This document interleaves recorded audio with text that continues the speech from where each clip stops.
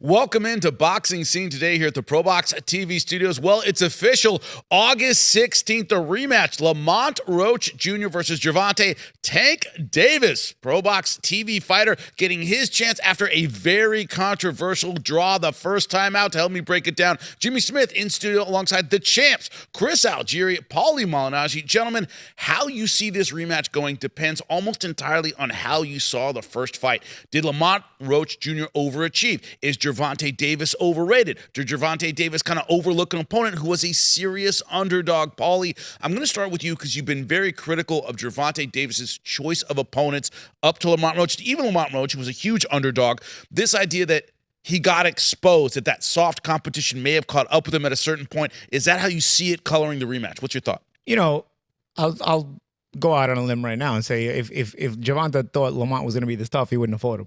You know, that's been the MO throughout his whole tenure. You know, he on paper they don't look like they're going to be tough fights, and then he still fights them. You know, it's just Lamont came very prepared, overachieved on paper. Really, in reality, you know, if we look at between the microscope, Lamont is a very experienced guy and has a lifetime in boxing and has a great disciplined team behind him, and they knew exactly how to approach this, and they approached it very, very well. So when it comes to this rematch, there's a lot to unpack here. First of all, where is the rematch? Do we know where it's going to be? Is it? It's Vegas. I think it is Vegas. Yes, you're doing the rematch in Vegas. So just when I thought T-Mobile Arena, just when I thought they couldn't get any dumber, they pull a move like this and totally redeem themselves. That's what I'm talking about. Right. Go to Vegas, you pay less taxes, you do the fight again, forget the Jake Paul fight. You got to give Lamont Roach the rematch. Give big credit here because I have a lot of criticism for Gervonta Davis and Canelo Alvarez for the choice of opponents.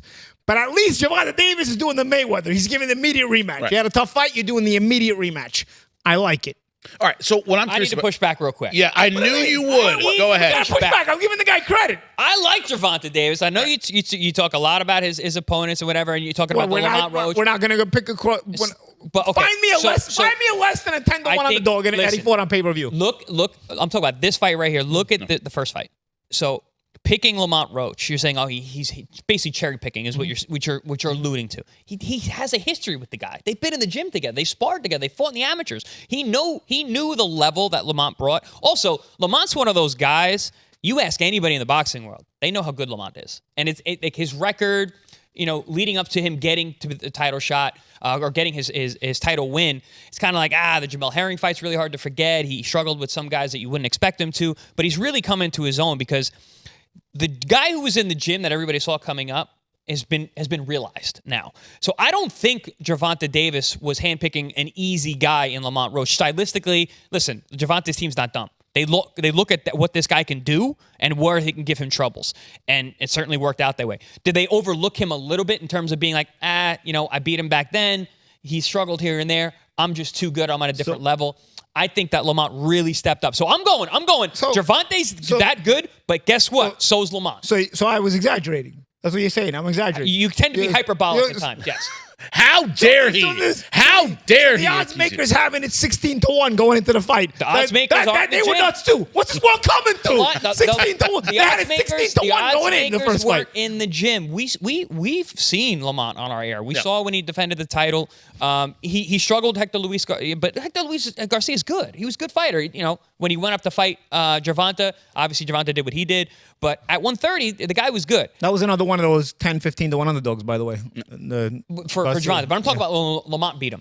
And I think Lamont realized who he was in that fight. And since then, he's been on a tear. He's looked so good his last two fights since then. And I expect that once again, I think Lamont is the goods. And I think that he just needed to realize it and come into himself. And he has. And it did it at the right time. Now I see what you're saying as far as, you know, like I said before, I think with Lamont, we always knew that it was all there. Yeah. Well, you looked at Lamont with a naked eye, though, and you say, okay, he doesn't have overabundant speed, doesn't have overabundant power. He's a solid fundamental fighter. He doesn't have any special, particular God-given talent that you can add to the technique there. But you know what he did have? He's an intelligent fighter with a solid game plan. He knew how to fight Gervonta because, like you said, they have a history. But again, But in a world of fighters who lack fundamentals, because we're in that world right now, yeah, those guys can stand out. And Lamont's that guy. Well, Lamont has fundamentals. That's what I mean. Very. So in a world where we're lacking a lot of fundamentals, him being so fundamental really helps. Where this fight really came together for me, okay? And it was something probably that Lamont and his team already knew because they have a history with Gervonta Davis and some of the things they've talked about to us and whatnot, is Gervonta had natural God-given talent. He had natural blazing speed, twitch muscles, and power. Lamont didn't have that God-given talent. But you know where they evened out the stakes because it was such a big difference, character and backbone. Lamont has a ton of character and backbone. Gervonta has none. So as soon as you push back on Gervonta Davis, he's looking for a way out. You push back on Lamont Roach, he's trying to get in your face. And that sort of evened the stakes. That was, if you watch the fight, that evened up the whole thing. That evened up the whole thing because now Lamont said, okay, you know what I'm going to do? I can't match him for speed. I can't match him for power. Let me hold my ground. Let me see what happens if I step to him while I keep fundamentally tight so that I don't give him the openings for his big power. And let me see how he reacts. Well, we saw how he reacts, but maybe he already knew how we'd react because they have a history. Like you said, we didn't know how we'd react. We got exposed for us. He took a knee. That's what he did. Listen, you think Gervonta forgot about their history? You think he forgot about being around? It's a 3-round fight back then. It's dude. much more difficult. The only thing you really remember about a guy in the amateurs that in a 3-round fight like that, is if he hits really hard or not. Other than that, it's there's things that are gonna spread out over 10 rounds that you're not gonna be able to spread out over 3 rounds or over 12 rounds. Have you ever ended up fighting a guy that you had sparred who got in the better of you? I don't think so. So I remember when I was first transitioning from kickboxing to boxing, I sparred with Mikel Lapierre. He was a good Brooklyn fighter, more of a local guy, not domestic level guy, and he whipped my ass in the gym because I was coming from kickboxing. I never forgot that, and when I fought him a couple years ago, I was like, I don't forget that. I'm not gonna put that in the back of my mind. Yes, it was 15 years ago. But didn't Gervonta beat Lamont in the amateurs? Gervonta beat Lamont in the amateurs. Yeah, but I mean.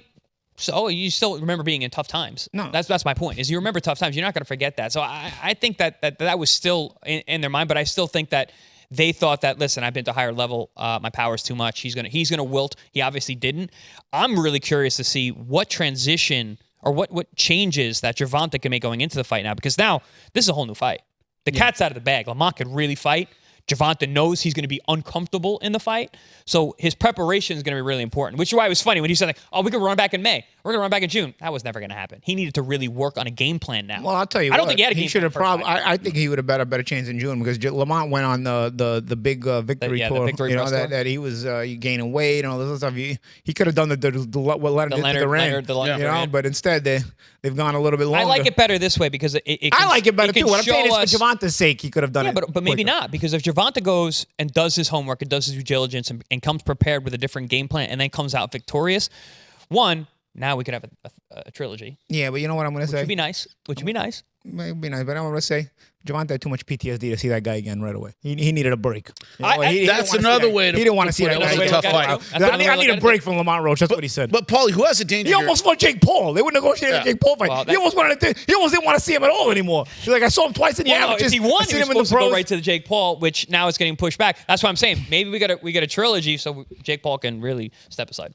What I'm curious about is you always say the winner fights the same fight twice, right? The guy who won isn't motivated to once again go back to the gym and get that new wrinkle to his game. Most observers, especially with the knee that ended up not being a knockdown, believe Lamont Roach won the fight. Is he going in there with a I won the first fight mentality? What does he have to add in the gym as if he lost? I'm curious about that. I think you go in with the same mentality if you're Lamont, because you're playing on the mental weakness of Gervonta Davis, and that's something that's hard to overcome if a fighter doesn't have a spine when it gets things to get tough. You can't just go get one. Yeah, but you got to make it tough. You got to make it tough, and Lamont made it tough the first time around. So, but I think there's going to be a different fight. I think you go in with that mentality, with that closed guard mentality. You cut the ring. You step to him, but don't give him the openings. When he punches at you, you don't give too much ground so that he doesn't get his breaks. You put that mental pressure, just like Lamont did in the first fight. And I think you keep in mind a couple of minor adjustments. Maybe throw a few more jabs. Maybe upping the pressure a little bit earlier in the fight than you did in the first fight. Just small minor adjustments to a game plan that I think was already solid. And you leave it up to Gervonta to see what he's going to do. And that's why you make those slight minor adjustments with maybe using more jabs and things like that. But overall, I think the skeleton of your game plan has to be the same. I remember when I fought Juan Diaz in the rematch, I didn't win the first fight. These So guys you actually. didn't get the I didn't get the decision, but I was like, dude, I trained the exact same way. I was like, I'm doing the exact same thing. I was like, because there's no way I thought there's no way they're gonna have the goal to rob me again. I was like, now it's been all over the boxing press that they robbed me. The pressure's on the judges now to not rob me. So I was like, I just have to fight the same fight again, and they'll actually give me more credit. I actually thought they gave me more credit in the second fight than maybe I deserved. I felt I won the second fight, but they had me winning it way easier. You know what I mean? Than I felt it was. So I think there's also a pendulum swing kind of risk too here, where if Lamont fights the correct fight, the judges will be looking not to rob him if they have any kind of backbone themselves, which you can't guarantee with judges because they're many of them are spineless, absolutely spineless. But you would assume here with the mental pressure the judges have as well, knowing that the whole rematch is happening because of the controversy and all this other stuff, that any close rounds now may go to Lamont's route. May go to Lamont instead of the close rounds going to Gervonta on the Gervonta scorecard. It's something to keep in mind. There's always a psychology behind all the fights. What do you think, Champ? Question for you with the DS fight. Was that a title fight? No, it was not, right? Neither one of them were. Neither were title fights. It was NABO. NABO. It's going to be a tough apples to apples comparison then, because Gervonta is the champion. Number 2, he's a star. Number 3, his promoter is the lead promoter. But Juan was the guy, the house promoter, of course. the house promoter, and he had been the unified lightweight champion. But I don't think he carries the same gravitas doesn't carry the same gravitas. But in Houston, he did. But Tank has that too, though. Tank, he put 20,000 people in Barclays. He's a different animal. So I think that it's not just going to be I can just fight the same fight, because also I don't think it's going to be the same fight. I don't think Gervonta's going to bring the same thing. Can Gervonta fight a different fight? I think so. Because it has to be, again, you have to have the mental. I'm not saying Gervonta wins hands down. But I'm saying he can bring a different look. Yeah, what I'm saying is, and I think physically he's got. I think he did during the fight too. He started to box a little bit. I think Gervonta physically is the more gifted fighter. 100%. It's just a matter of what. He's one of the most gifted guys in the world. What can he do? What does he want to do? What can he do? But there's a line where he breaks that is kind of disturbing. You got to get him there, but Lamont knows how to get him there. So do you know if you're Gervonta, can you make your adjustments in a way where you already know this guy knows you break? The cat's out of the bag with you. Maybe not everybody knows you break, but this guy, he knows you break. So he's going to give a little bit more oomph when he's stressing you. You may have some success against a guy like that, but if the guy knows that you break, he may have a little bit more inside him to say, no, I can deal with this. I can deal with this discomfort of this guy's talent because I know he's going to break. So you got to know inside your head, I can do everything right. And he's going to hang around longer than he would have otherwise because now he knows I'm going to break. So that's going to make it more comfortable for you because now you're going to say, I can't break. I got to make sure I keep my discipline the whole way. Can't be taking no knees here in Vegas, bro. Isn't that, Chris, you call it the DC style. Isn't that part of the DC style? You're kind of in the guy's face, but tight defense, not giving him a lot of rest. That idea of staying in range, but very, very tight and technical. This was not, my point is, Buster Douglas, who fought in a different style for one night and looked amazing when he never had before. Lamont fought like Lamont. He felt like a very good version of Lamont. Disrespect him a little bit there. The Buster Douglas always had talent. He just was undisciplined. Right. He just Buster had that physical ability. He had that nice jab. But I never put it all together like he had that night. Right. He didn't have the motivation. He didn't have the motivation, and he didn't have the mental fortitude, the spine. He's like, yeah, the spine that night. Insult him a little bit. I insulted him a little bit. Yeah, the spine that night. On the house. So your point, Jimmy, I think the way that Lamont fights is the way that Lamont fights. He's fighting. Right. His style is set. This is who he is. At his best, he's that guy who's going to be in front of you, make you miss, counter, hold position, not break ground, not give ground, and make you pay for everything, and just make you miss just by a little bit, roll with shots so you think you're landing, but you're not, and break you down mentally. But Gervonta, I believe, because we mentioned his talent between his hand speed and his vaunted power, he's got more options and he can fight different styles. And everyone, listen, he could accidentally catch you and hurt you. Like he's that kind of puncher. Mm-hmm. So Gervonta, I think he has more tricks in his bag. I think Lamont's going to show up very similar, and I agree with you, Champ. He should fight a similar fight where he tries to break Lamont, but Lamont now knows, again, the cat's out of the bag. This guy can make me uncomfortable. Gervonta's team has got to figure out a way that they can swim without getting wet, stay comfortable in the eye of the storm. Get comfortable being uncomfortable. Get comfortable being uncomfortable. Which is usually what happens in training camp. Usually what you got to do in a world-class level, but thanks to the beautiful TV networks just paying millions to fight 20-1 of the dogs. He hasn't had to get used to that. But also, I think part of it is that he didn't. Gervonta didn't go into that fight thinking that Lamont had respectable power or enough power to hurt him, and we saw him get buzzed a few times. He's like, "Oh man, it's a different fight." Now, in preparation, listen, you know how it is when you. That's what I've been telling you. When you have a mindset the fight's going to be easy and then it's not, it's way harder. But if you know it's going to be hard, Gervonta knows the fight's going to be hard now. You know why he thought it was going to be easy? Because he's picking 16-1 underdogs. This goes back to my point. That's what I'm telling you. That's what I've been telling you. Was that Paulie Walnuts in the movie got you? They found him not guilty. That's what I've been telling you. That's what I've been telling you. But the idea that do you think we get? Number one, it was a very entertaining fight. Surprised a lot of people, and then it was so competitive and entertaining. Chris, last question for you: Do we get a similar kind of a memorable fight this time around? I think so. I think because there's so much controversy and drama leading up to this fight, I always say a couple things can make for a good fight. Controversies, one, we got that in the first fight. Beef, which seems like these guys have developed some over their familiarity breeds contempt. Competition, Yep. Trying to get what I got, trying to take food off my plate. Those kind of things tend to elevate.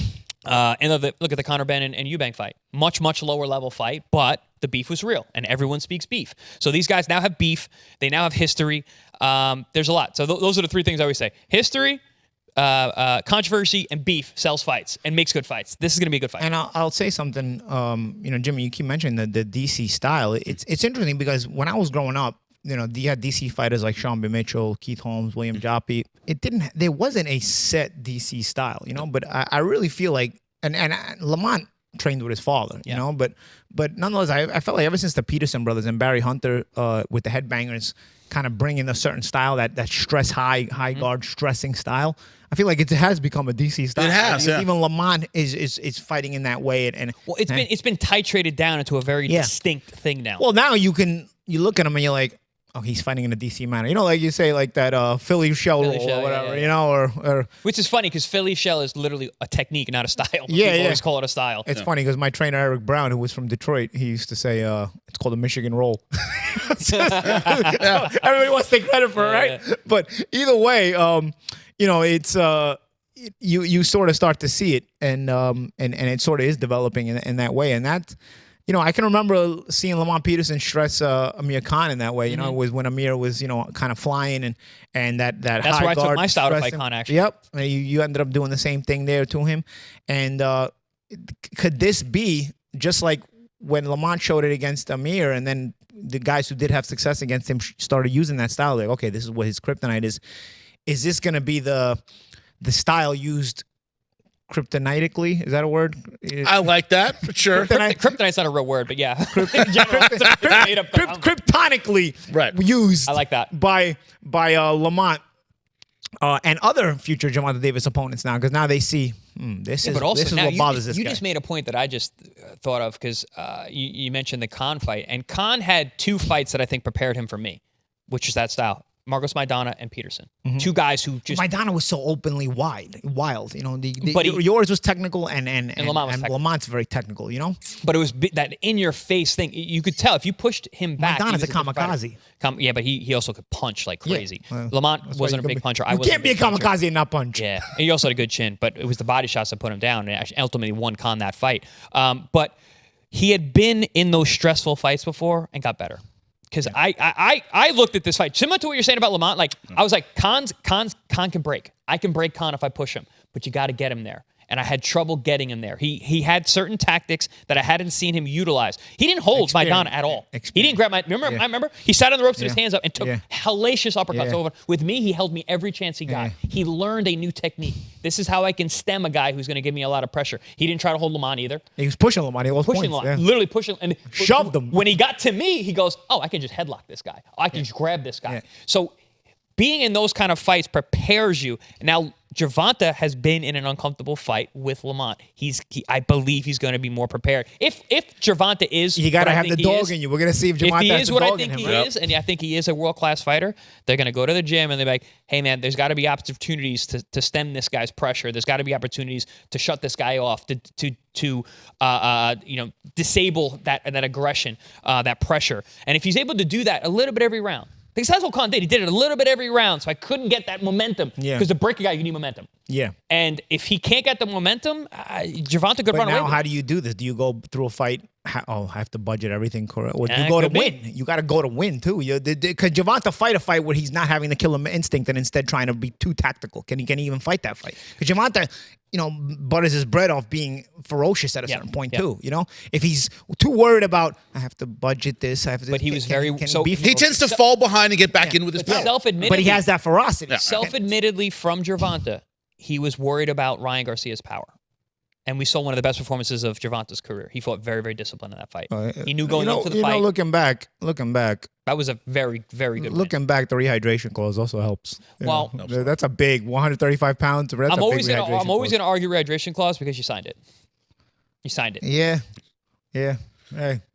But that's on Ryan. That's not on Gervonta. Correct. Gervonta Ryan can sign it, and then he doesn't have the excuse.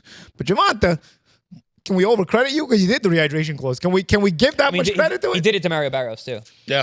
Mario Barrios he would have beat anyway, dude. That guy sucks. Well, all right. The last question I got to ask before I wrap this thing up, Paulie, you talk 16-1, 16-1, 16-1. What are fair odds when the bell rings on this fight to you? What do you think the book? What do you think the book? This is one of those Forrest Gump ones, man. It's like a box of chocolates. You don't know what you're gonna get because now you don't know how they're gonna show up. Some things the cat's out of the bag. Some things it's about how training camp went. Vegas might be all over the place with this. Yeah. And you think there's a thinking point to say, oh, you know what, Gervonta's just gonna get back on his horse now and he'll dominate this fight. But then the other side is, what if Lamont was onto something? What if Gervonta has no balls and now the cat's out of the bag and he just has to keep pushing him like that? So there's a lot going on, but you have enough talking points. Like the champ said, you need controversy, you need a storyline. We got all of that. We got it here. And like I said at the top of the show, they have redeemed themselves. They made the rematch. This is what we wanted. That's what we have here at Boxing Today. Boss.